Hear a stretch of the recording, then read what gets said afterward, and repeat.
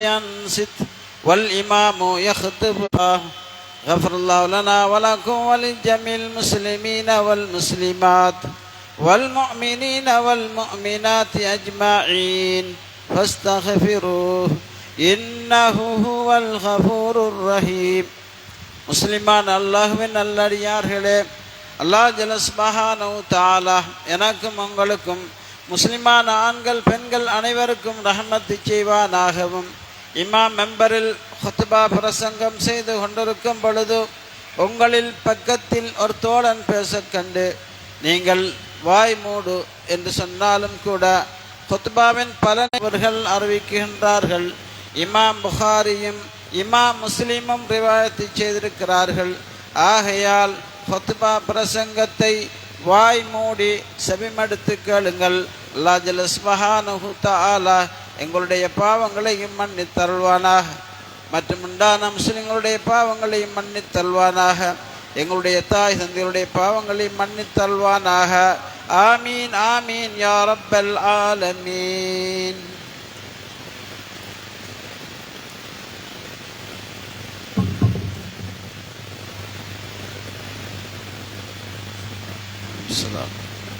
اللهم صل على سيدنا ونبينا مولانا محمد وعلى آل محمد.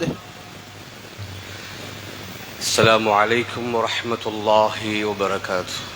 السلام ورحمة الله. الله أكبر الله أكبر الله أكبر الله أكبر الله. أشهد أن لا إله إلا الله أشهد أن لا إله إلا الله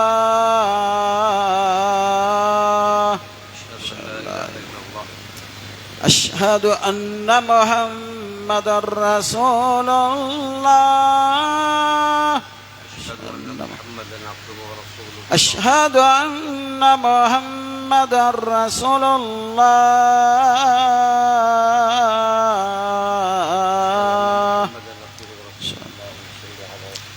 حي على الصلاة حي على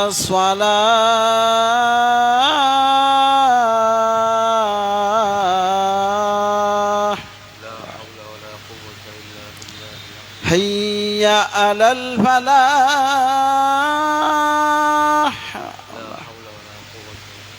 حي على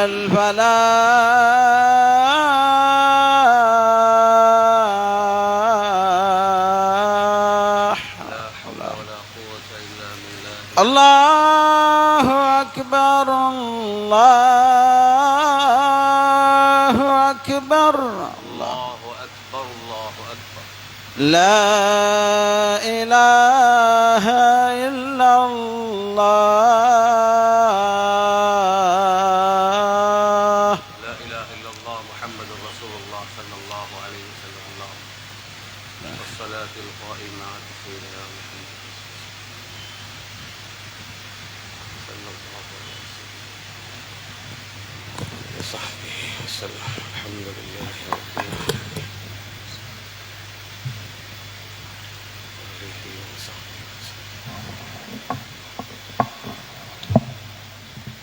بسم الله الرحمن الرحيم.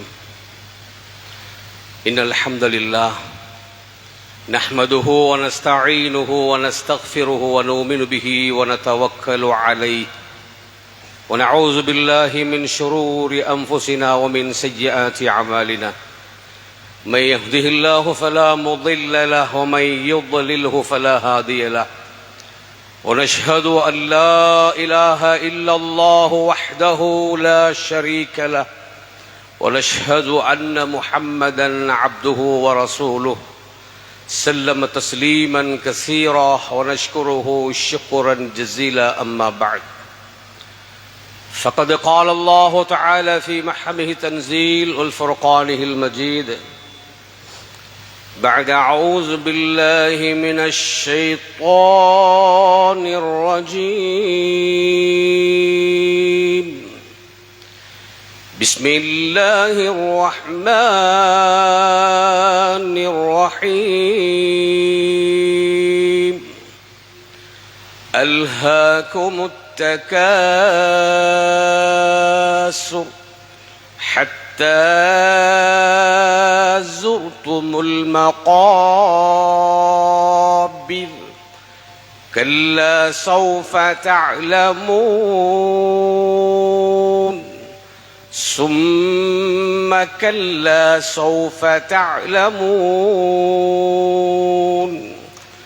كلا لو تعلمون علم اليقين لترون الجحيم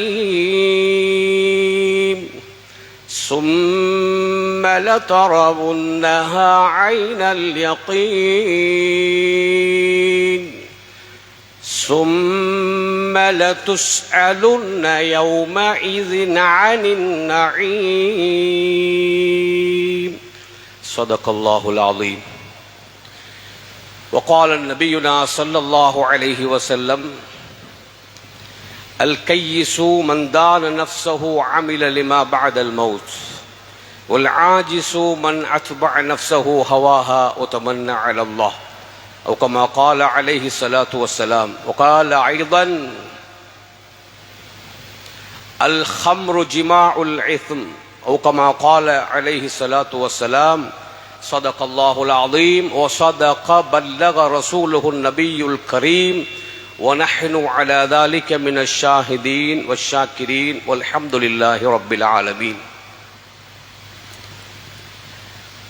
அடர்ந்து விரிந்து காட்சி அளிக்கும் இந்த அண்ட சராசரம் அவயம் அனைத்தையும் படைத்து அவற்றில் வாழக்கூடிய உயிருள்ள உயிரற்ற பல மற்றில் அடங்காத படைப்புகளை எல்லாம் படைத்து அவைகளை அழகான முறையிலே அவதானித்து ஆட்சி புரிந்து கொண்டிருக்கின்ற ஏக இறைவன், எல்லோரையும் விட மிக பெரியவன், அடக்கி ஆள்பவன், அருளாளன், அன்புடையோன் போன்ற 99ற்கு மேற்பட்ட திருநாமங்களின் சொந்தக்காரன் ஏகன் அல்லாஹுவை போற்றுகிறேன், அவன் புகழ் சாற்றுகின்றேன். அல்ஹம்துலில்லாஹ் சும்மல் ஹம்துலில்லாஹ் சும்மல் ஹம்துலில்லாஹி ரப்பில் ஆலமீன். சாந்தியும் சமாதானமும் சத்திய தூதர், சன்மார்க்க போதகர், சொர்வரே ஆலம், தாஜிதரே மதீனா, மதுஹரே ரப்பானி, மன்பதைகளின் இரட்சகர், காருண்ணிய கடல், ஹாத்தமுன் நபி, நபி அஹ்மதும் முஹம்மதும் ஹாமிதும் மஹமூதுமான என் உயிரிலும் மேலான எம்பிரான் ரசூலே அக்ரம் ஸல்லல்லாஹு அலைஹி வஸல்லம் அன்னவர்கள் மீதிலும் அன்னவர்களுடைய வாழ்க்கை நெறிமுறைகளை அணு பிசகாமல் பின்பற்றி வாழ்ந்த அன்னோரது பரிசுத்த குடும்பத்தினர் அன்னவர்களோடு இணைந்தும் புனைந்தும் இந்த மார்க்கம் உயர்வடைவதற்காக தங்களுடைய உயிர்களை உடைமைகளை எல்லாம் துச்சமாக மதித்து இம்மார்க்கத்தை நமது கைகளிலே தவழுவதற்காக தங்களை உரமாக்கி கொண்ட உத்தம சஹாபாக்கள், தாபியீங்கள், தாபியீங்கள், இறுதி நாள் வரைக்கும் உள்ள நல்லவர்கள், நம்மவர்கள், சாலிஹீங்கள், முத்தகீங்கள், அம்பியாக்கள், அவுலியாக்கள், நாதாக்கள் அனைவர் மீதிலும் அல்லாஹுவினுடைய அருளும் நேசமும் ஸலவாத்தும் சலாமும் நின்று நிலவட்டும் என வேண்டியதன் பின்னால் ஹக்கான இந்த மார்க்கத்தினுடைய பல கடமைகளில் வாரம் ஒரு முறை ஒன்று கூடல் என்று தமிழிலும் அரபியில் ஜும்ஆ என்று அழைக்கப்படும் இக்கடமையை நிறைவேற்றுவதற்காக வேண்டி இறை இல்லத்திலே இஅ்திகாஃபுடைய நிய்யத்தோடு நிறைந்திருக்கும் இறை விசுவாசிகளே, அல்லாஹ் ஜல்ல சுப்ஹானஹு தஆலாவின் நல்லடியார்களே, சகோதர முஸ்லிம்களே, அல்லாஹ் நம் அனைவர்கள் மீதிலும் அவனுடைய இரக்கத்தன்மையையும் அவனுடைய தூதர் ஸல்லல்லாஹு அலைஹி வஸல்லம் அவர்களுடைய சிபாரிசையும் நம் எல்லோருக்கும் பொதுவாக்குவானாக. கண்ணியத்துக்குரியவர்களே, எந்த நோக்கத்துக்காக நாம் இந்த இடத்திலே ஒன்று கூடியிருக்கிறோமோ, இந்த உலகத்திலே நாம் பிறந்தோமோ, அந்த நோக்கம் நம் எல்லோருக்கும் பொதுவானது. எல்லோருக்கும் அல்லாஹு தஆலா சொல்லி தந்த விடயம்.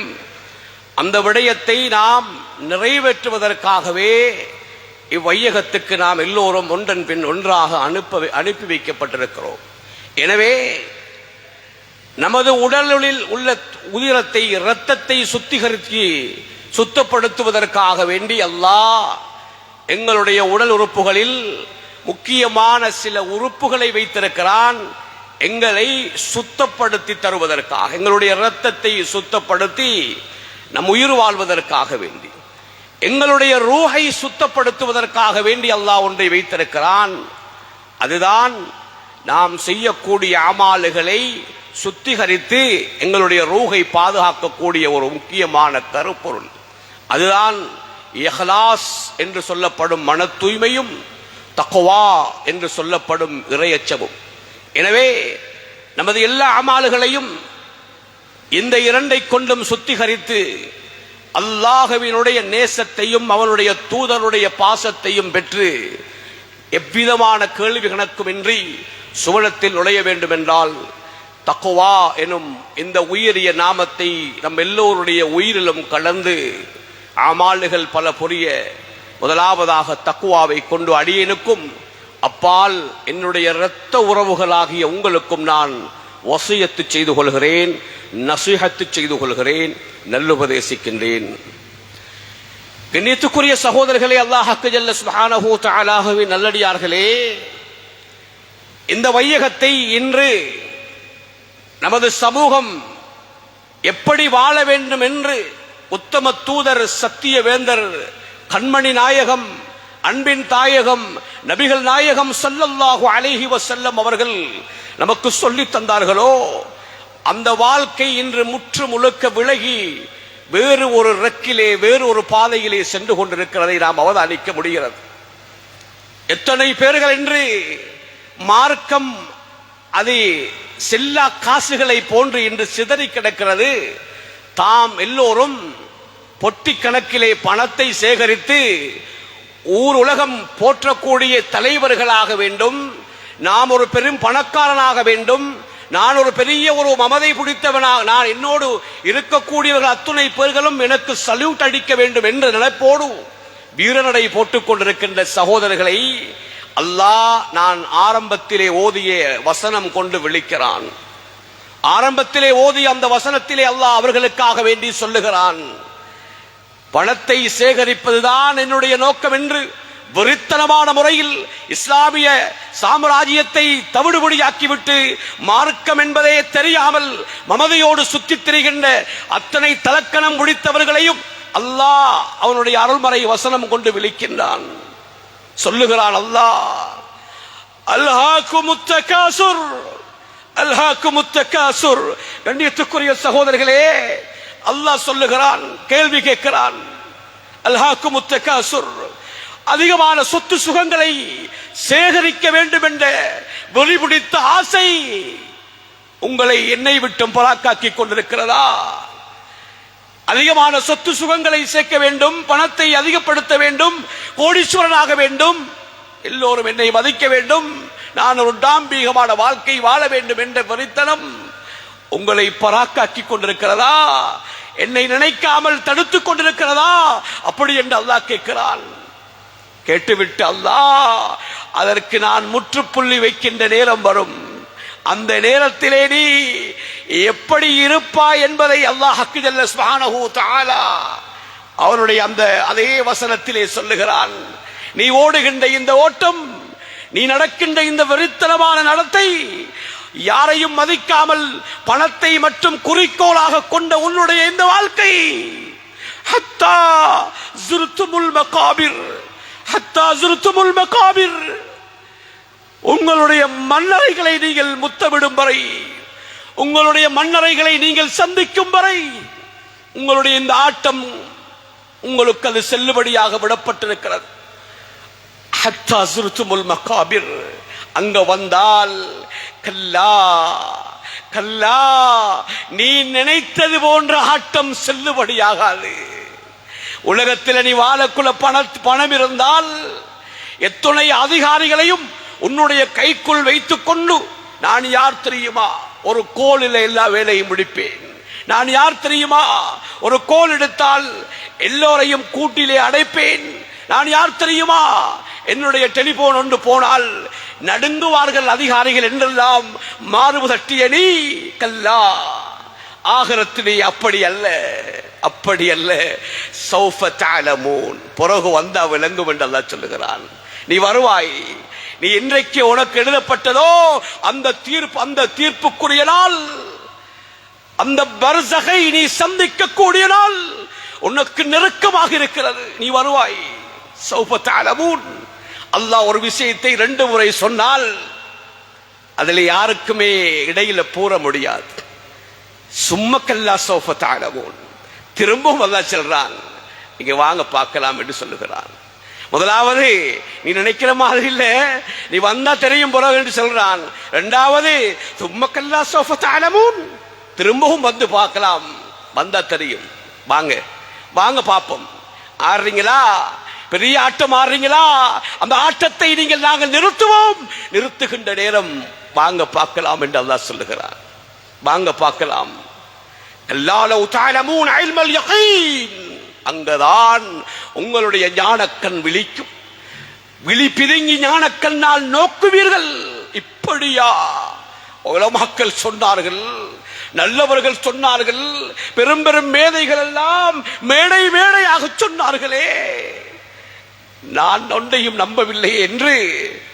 கல்லாலவு தஅலமூன் இல்மல் யகீன்,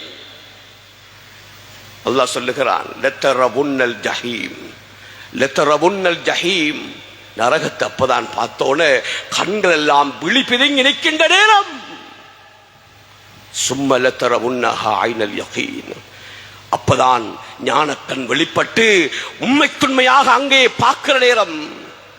அல்லாஹ் உங்களுக்கு வழங்கிய அத்துணை நியமத்துகளை பற்றியும் சும்ம லதுஸ்அலுன்ன யௌமஇதின் அனின் நஈம், அல்லாஹ் உங்களுக்கு வழங்கிய ஒரு சொட்டு தண்ணியாக இருந்தாலும் சரி, ஒரு சொட்டு தண்ணியாக இருந்தாலும் அந்த தண்ணியை நீங்கள் தாகத்தோடு அருந்தி அந்த நேரம் ஸல்லல்லாஹு அலைஹி வஸல்லம் உங்களுடைய சஹாபாக்கள் கேட்கிறாங்க, யா ரசூலல்லாஹ், ஒருவன் கடுமையான தாகம் இருக்கிற நேரம் அவனுக்கு கொஞ்சம் தண்ணி கிடைக்குது குடிக்கிறதுக்கு, அந்த தண்ணியை பத்தியுமா விசாரிக்கப்படுவான் என்று கேட்கிறாங்க சஹாபாக்கள் ஒரு சிலர்கள். யா ரசூலல்லாஹ் ஸல்லல்லாஹு அலைஹி வஸல்லம், ஸல்லல்லாஹு அலைஹி வஸல்லம் அவங்க சொல்றாங்க, ஆம், கடுமையான தாகத்தின் பொழுது அவனுக்கு குடிப்பதற்கு தண்ணீர் இல்லாமல் இருந்த நேரம் ஒரு மிடர் தண்ணீரை அவனுக்கு வழங்கி அதை அவன் குடித்து விட்டான் என்றால் அந்த நியமத்தை பற்றியும் அல்லாஹ் நாளை கியாமத்துடைய நாளில் விசாரிப்பான். சுப்ஹானல்லாஹ், சுப்ஹானல்லாஹ், அல்லாஹு அக்பர். கண்ணியத்துக்குரிய சகோதரர்களே, அப்படி என்றால் நாங்களும் நீங்களும் எந்த அளவுக்கு நியமத்துகளை அனுபவித்துக் கொண்டிருக்கிறோம், எந்த அளவுக்கு நியமத்துகளை அனுபவித்துக் கொண்டிருக்கிறோம்.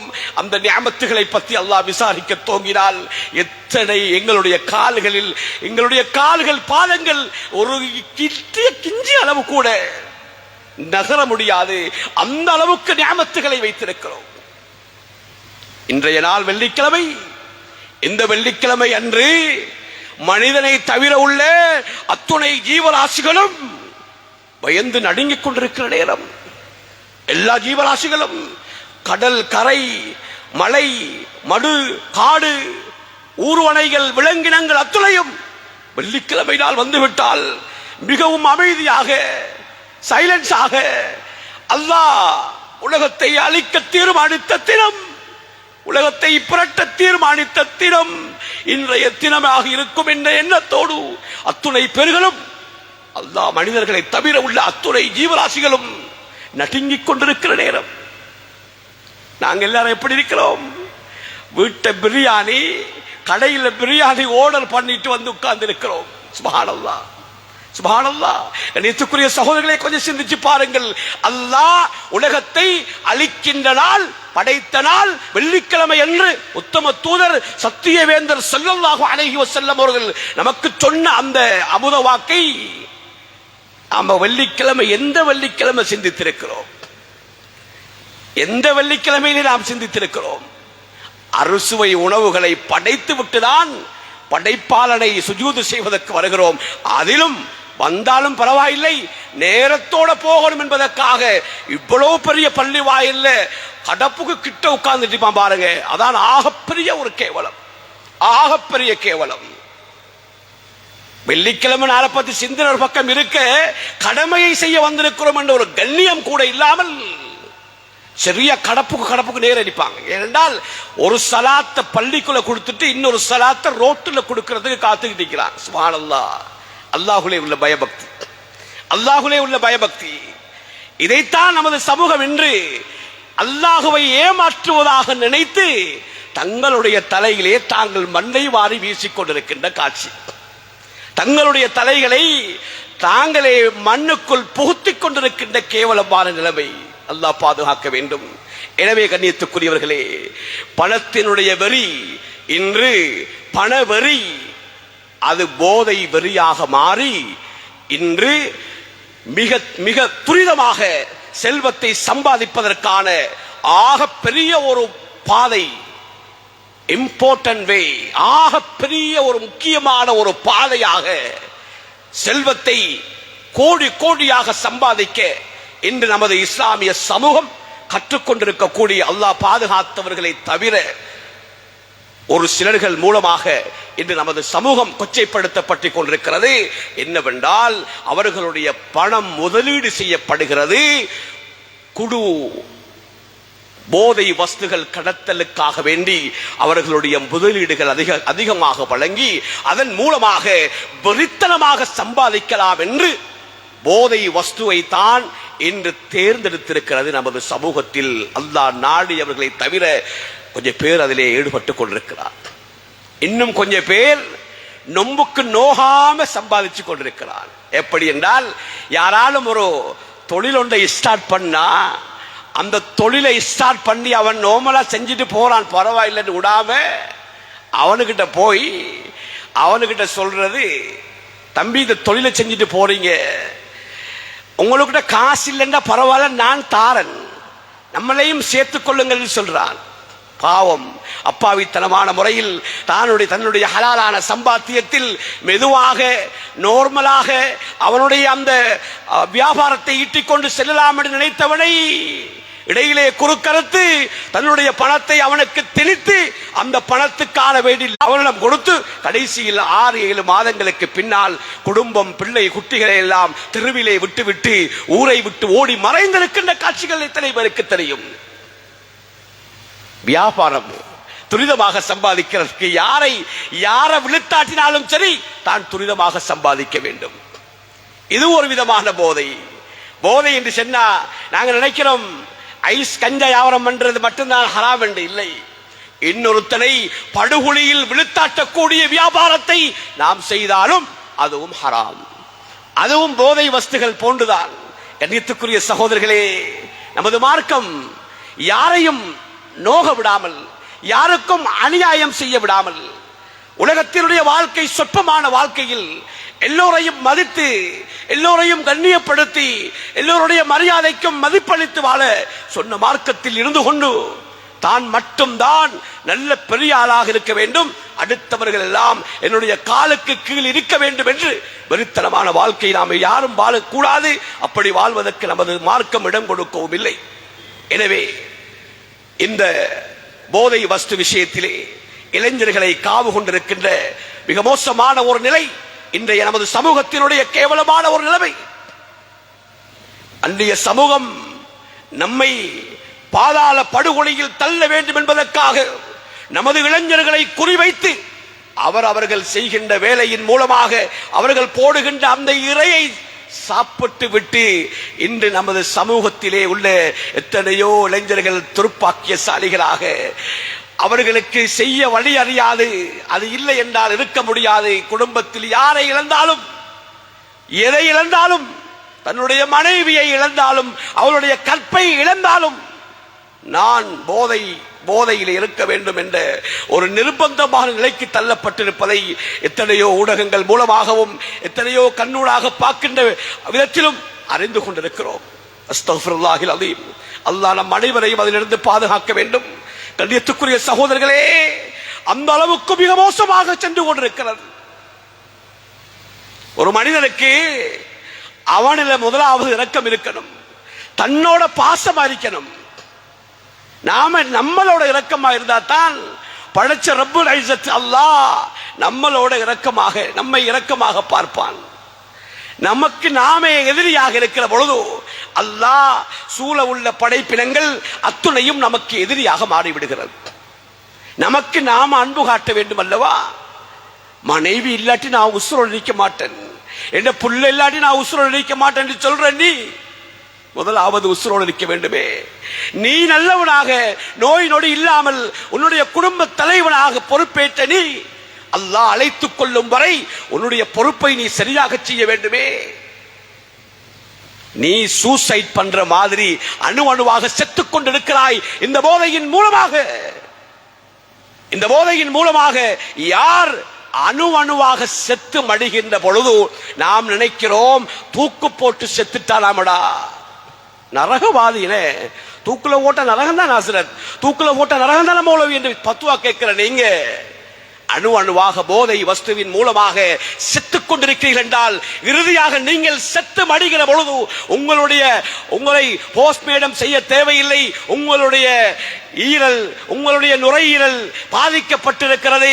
இவர் பாவித்த போதை வஸ்துவின் மூலமாக இவருடைய உள்ளே உள்ள பாட்சிகள் எல்லாம் இத்து போய்விட்டது என்று வைத்தீர்கள் சொன்னால் நீயும் தூக்கு தண்டனை, தூக்கிலே போடப்பட்டவனும் விஷம் குடித்து செத்தவனும் அணு அணுவாக போதையின் மூலமாக செத்த நீயும் தற்கொலைதாரிகள் தான். தானாகவே தனக்கு கொல்லி வைத்துக் கொண்டவர்கள். அல்லாஹ்விடத்திலே மன்னிப்பு இருக்கும் இன்ஷா அல்லாஹ். மன்னிப்பு இல்லை என்று சொல்வதற்கு எங்களுக்கு தகுதி அல்ல. ஆனாலும் கூட இந்த விஷயத்திலே அல்லாஹுவை பயந்து கொள்ள வேண்டும். கண்ணியத்துக்குரிய சகோதரர்களே, அல்லாஹ் எல்லாருக்கும் ஒரு திகதியை வைத்திருக்கிறார். அந்த திகதி முடிவடைவதற்கு முன்னால் எங்களை நாங்கள் அழிவின் பக்கம் போட்டுக் கொள்ளக் கூடாது என்று அல்லாஹ் குர்ஆனிலே சொல்லுகிறான். லா துல்கு ஐதியக்கும் இல தஹுலுக்கத்தி, உங்களுடைய கைகளை நீங்கள் அநியாயத்தின் பக்கம், அழிவின் பக்கம் போட்டுவிட்டு அல்லாஹ்வுடைய ஏற்பாடு என்ன செய்ய என்று சொல்லக்கூடாது. அப்படி சொல்றதுக்கு அல்லாஹ் விரும்பல. எங்களுக்கு மூளையை தந்து கலா கதிரையும் அல்லாஹ் எழுதி வைத்து எங்களுக்கு ஒரு திகதியை வைத்திருக்கிறார். நம்ம உதாரணத்துக்கு சொல்லுவோம், நம்ம சாப்பிடுற ஒரு பிஸ்கட் பக்கெட் எடுத்து பாருங்க, அதுல முடிகிற திகதி, காலாவதியாகும் திகதி ஒன்று போட்டிருப்பாங்க. அதுல அடிச்ச டேட்டையும் போட்டு காலாவதியாகும் திகதியும் போட்டிருப்பாங்க. இந்த காலாவதியாகும் திகதி வரைக்கும் அந்த பிஸ்கட் அந்த ரெக்கில் இருக்கலாம், பிரச்சனை இல்லை. அந்த ரெக்கில் அழகா துடைச்சு வச்சோம்னா காலாவதியாகும் வரைக்கும் அது இருக்கும். ஆனால் இடையில எலி வந்து சாப்பிட்டு சொன்னால் அந்த அண்டைக்கு அது காலாவதி ஆகிவிடும். எலி வந்து கை வாயை வச்சுச்சுன்னா அண்டைக்கு அது காலாவதி ஆகிவிடும். அதே போல கீழே விழுந்து காலால மிதிப்பட்டு சொன்னா அண்டைக்கும் அது காலாவதி ஆகிவிடும். அப்படி இல்லாம சும்மா ரெக்கில் இருந்த அந்த டேட் வந்தால் அது காலாவதி ஆகிவிடுகிறது. இது போலதான் அல்லாஹ் எங்களுக்கு திகதியை எழுதி வைத்திருக்கிறான். இந்த திகதியை நாம் சுத்தமாக அழுக்கப்படாமல் அல்லாஹ்வை தொழுது எந்த பாவகரமான விடயங்களிலும் ஈடுபடாமல் அல்லாஹ்வை நினைத்துக் கொண்டு அல்லாஹ்வுடைய தூதருடைய அவர்களுடைய மற்ற ஏனைய நல்லடியார்களுடைய வழிமுறைகளை தேடி தெரிந்து நாம் பயணிக்கின்ற பொழுதும் எங்களுக்கு எழுதப்பட்ட திகதியில் ராஹத்தான முறையில் எங்களுடைய ரூஹை அல்லாஹ் பிரித்தெடுக்கிறான். ராஹத்தான முறையில் குர்ஆன் சொல்லுகிறது. ராஹத்தாக எப்படி எடுப்பான் அல்லாஹ் தெரியுமா? யா அய்யத்துஹன் நஃப்ஸுல் முத்மஇன்னா. சுப்ஹானல்லாஹ். யாரை கூப்பிடுறான் தெரியுமா அல்லாஹ்? உலகத்தில் வாழக்குள்ள அல்லாஹுவை நினைத்து நினைத்து அல்லாஹுடைய தூதர் நல்லடியார்களுடைய பாதையிலே சென்று கொண்டிருந்த பயணித்தவர்களுடைய ரூஹை அல்லாஹ் கலட்டுகிறான், பிரிக்கிறான், அந்த உடலை விட்டு பிரிக்கிறான். யா அய்யத்துஹன் நஃப்ஸுல் முத்மஇன்னா, நான் பொருந்திக் கொண்ட எனக்கு பொருத்தமாக நடந்த என்னுடைய ஆத்மாவே, யா அய்யத்துஹன் நஃப்ஸுல் முத்மஇன்னா இர்ஜிஇ இலா ரப்பிகி, உங்களோட ரப்பிடத்துல ஓடி வா என்று கூப்பிடுகிறான். நாங்க எங்கட பிள்ளைகளை கூப்பிடுற மாதிரி சின்ன பிள்ளைகளை எங்கட மழலை மொழி பேசுற பிள்ளைய கண்டு மகள் மகன் செல்லக்குட்டி வாப்படத்துல ஓடி வாங்க செல்ற மாதிரி அல்லாஹ் அவன் ஊதிய பரிசுத்தமான அந்த ரூஹை யா அய்யத்துஹன் நஃப்ஸுல் முத்மஇன்னா இர்ஜிஇ இலா ரப்பிகி, உங்களுடைய ரப்பிடத்தில் ஓடி வாங்கன்னு அல்லாஹ் கூப்பிடுகிறான். கூப்பிட்டு சொல்லுகிறான், ஃபத்ஹுலி ஃபீ இபாதி வத்ஹுலி ஜன்னதி. அங்க பாருங்க, சொர்க்கவாசிகள் என்ற அடியார்கள் எல்லாம் இருக்கிறாங்க, விளையாடுறாங்க, அந்த சொர்க்கத்துக்குள்ள இருக்கிறாங்க. நீங்களும் போய் நுழைஞ்சு கொள்ளுங்க, நீங்களும் அவங்களோட சேர்ந்து கொள்ளுங்க என்று அல்லாஹு தஆலா அந்த பரிசுத்தமான உலகத்திலே நல்ல முறையில் இறைவனை பயந்து எந்த கட்டத்திலும் அல்லாஹ்வுக்கு பொருத்தமில்லாத வேலைகளில் ஈடுபடாமல் அல்லாஹ்வை திருப்திப்படுத்திய அந்த ஆத்மாவை அல்லாஹ் கண்ணியப்படுத்துகின்ற முறை. கண்ணியத்துக்குரிய சகோதரர்களே, அப்படியான வாழ்க்கையை தான் இந்த உலகத்திலே அல்லாஹ் எதிர்பார்க்கிறான். அப்படியான வாழ்க்கையை தான் அல்லாஹ் எதிர்பார்க்கிறான். எனவே அப்படி வாழுகிற பொழுது அந்த ரூஹ் அப்படி பெறுகிறது. நாங்க வாழ்ற காலத்துல கண்ட கன்றாவி எல்லாம் குடிச்சு எங்கட ஹார்ட்ல ஓட்டை, எங்கட ஈரல்ல ஓட்டை, எங்கட ஈரல்ல நுரையீரல்ல பெரிய கருப்பா பாசி பிடிச்சிருக்கெல்லாம் சொல்றானே, புகை படிந்திருக்கிறது சொல்றானே, அந்த நேரம் எங்களுடைய ரூஹ் பிரிந்தால் எலிகடித்த பிஸ்கட் மாதிரி, எலிகடித்த பிஸ்கட் மாதிரி.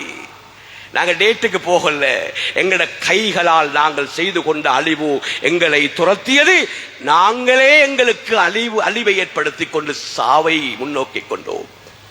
அதே போன்று திடீரென்று விழுந்து காலில் மிதிப்பட்ட நான் சொன்ன மாதிரி அந்த பிஸ்கட், அதே போல அல்லாஹுடைய பாதையிலே அறப்போர் செய்து அல்லது இறைவனுக்காக வேண்டிய ஒரு பயணத்தை மேற்கொண்டு அந்த பயணத்தின் பொழுது ஒரு ஆக்சிடென்ட் நடக்கிறது.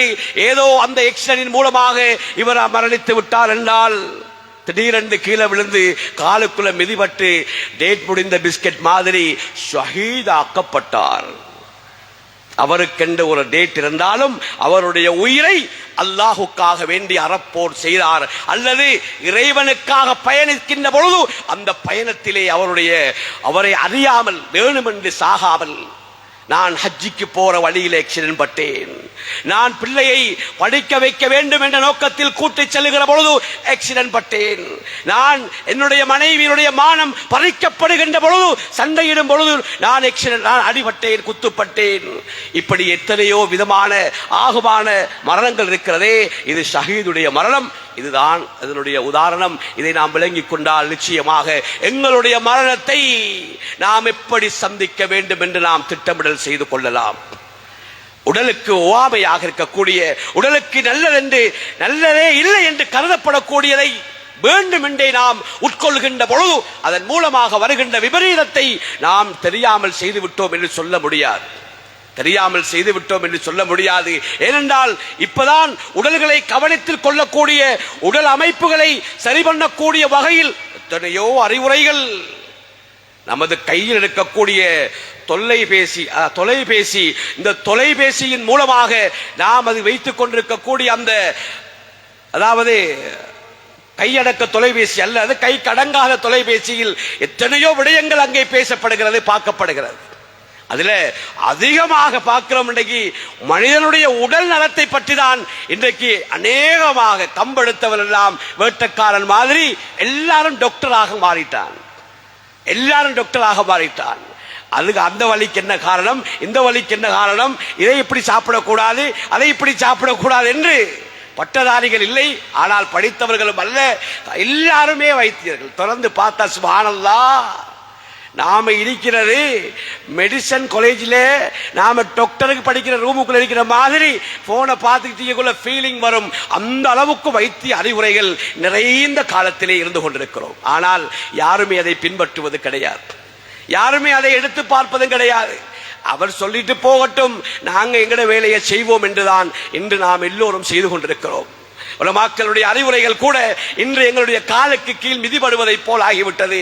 அல்லாஹ் பாதுகாக்க வேண்டும். நாளை கியாமத்துடைய நாளில் அல்லாஹ்விடத்திலே நாங்கள் தப்பிக்கொள்ள வேண்டுமே, அல்லாஹ் அதற்காக வேண்டி கட்டாயம் எல்லாவற்றையும் சொல்லித்தான் ஆக வேண்டும். என் அருமை சகோதரர்களே, அல்லாஹ் ஜல்ல சுப்ஹானஹு தஆலாவின் நல்லடியார்களே, தன்னோடு விருப்பத்தோடு, தன்னோடு முதலாவது இரக்கம் உள்ளவர்களாக வாழ்ந்து கொள்ளுங்கள்.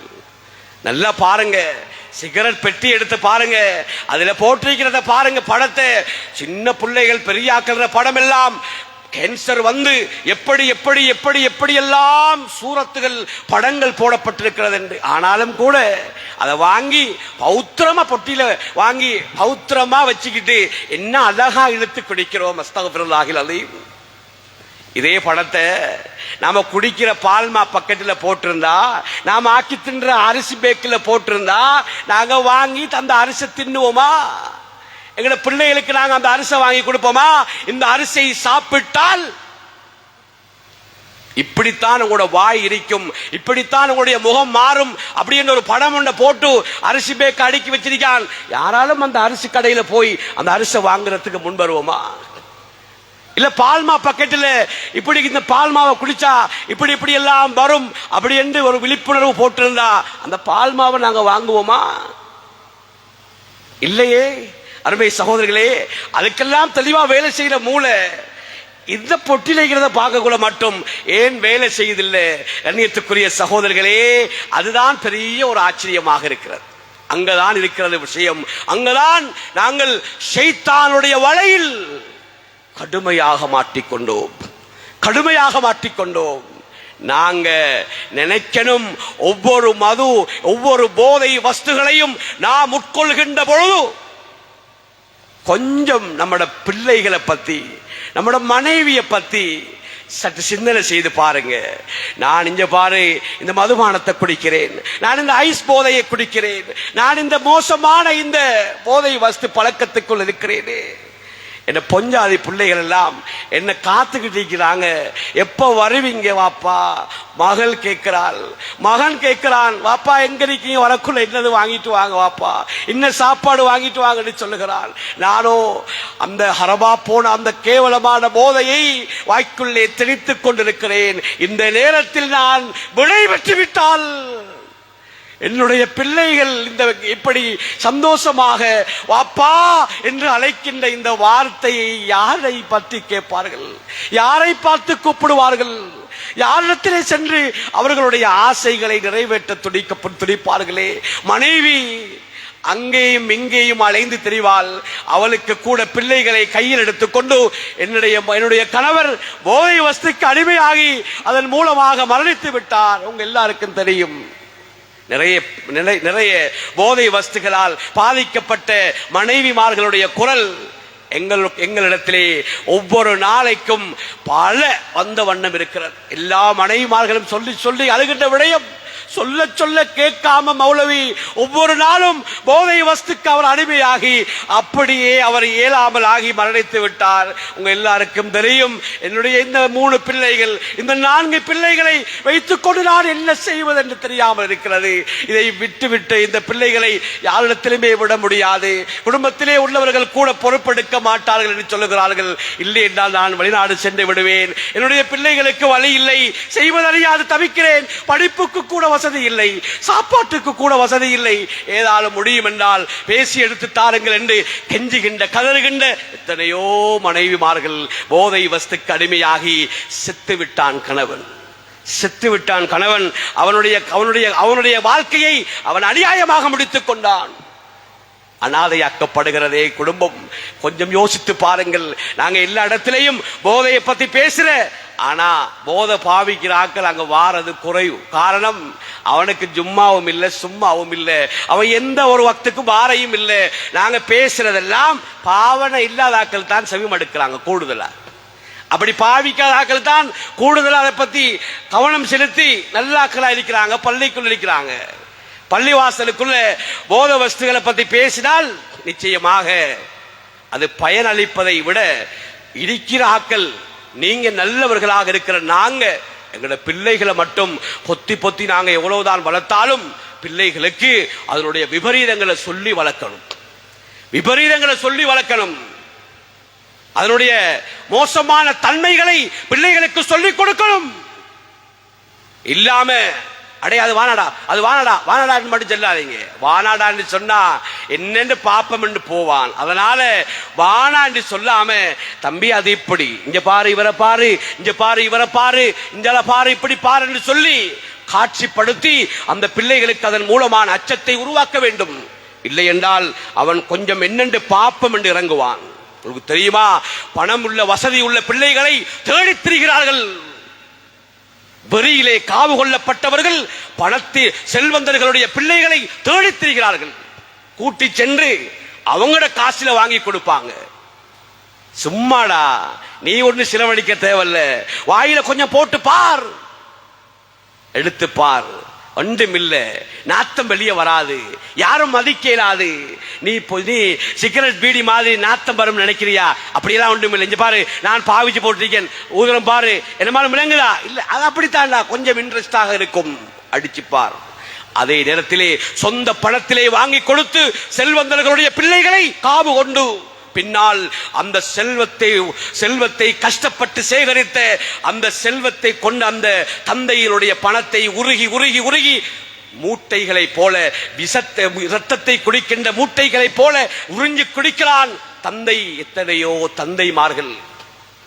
வரலாறுகள் சொல்லுவது நோக்கமல்ல, இன்று நடந்து கொண்டிருக்கின்ற சம்பவங்கள். கண்ணியத்துக்குரிய சகோதரர்களே, வித்து சுட்டு தின்று விட்டு தந்தைக்கு சொந்தமான அந்த கடை தொகுதியை வித்து தர வேண்டும், இல்லை என்றால் உங்களை கொல்லுவோம் என்று மிரட்டியதன் காரணமாக இன்று அவர் பக்கத்து ஊரிலே ஒரு கடை ஒன்றில் வாடகைக்கு இருக்கிறார். சின்னதாக ஒரு தொழிலை செய்து கொண்டு அவருக்கு சொந்தமான கடையை ஒரு சண்டித்தனமான ஒருவனுக்கு வாடகைக்கு கொடுத்துவிட்டு அவர் மறைந்திருக்கிறார். இன்றைக்கும் பார்க்கலாம் அவருடைய அவல ஓசை.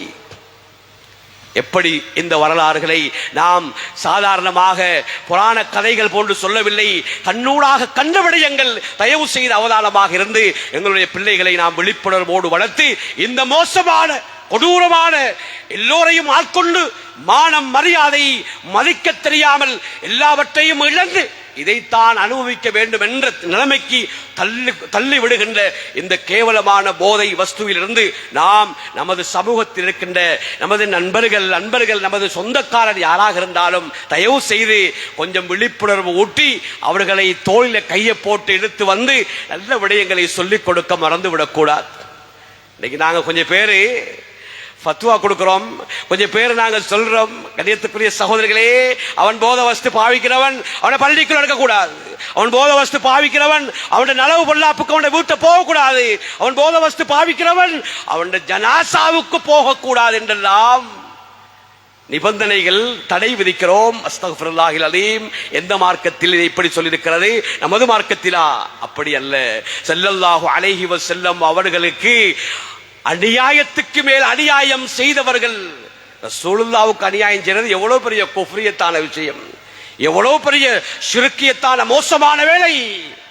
அப்படி இருந்தும் ஸல்லல்லாஹு அலைஹி வஸல்லம் அவர்கள் இவன் என்ன செஞ்சாலும் இவனுடைய விஷயத்தில் மன்னிப்பு இல்லை என்று கருணை கடல் ஹாத்தமுன் நபி அஹ்மதே முஸ்தபா ரசூலே அக்ரம் ஸல்லல்லாஹு அலைஹி வஸல்லம் அவர்கள் ஒரு வார்த்தையை கூட செல்லவில்லையே. நாங்க எங்கட முஸ்லிமானவன் ஒருவன் இப்படி போதைக்கு அடிமையானால் நமது முக்கியமான தலைவர்கள், முக்கியமான அந்தஸ்திலே உள்ளவர்கள் அவனுடைய வீட்டுக்கு போறதுக்கு வெட்கப்படுகிறோம். அவனுடைய வீட்டை நாங்க போகணுமே. தெருவை சுத்தப்படுத்தக்கூடிய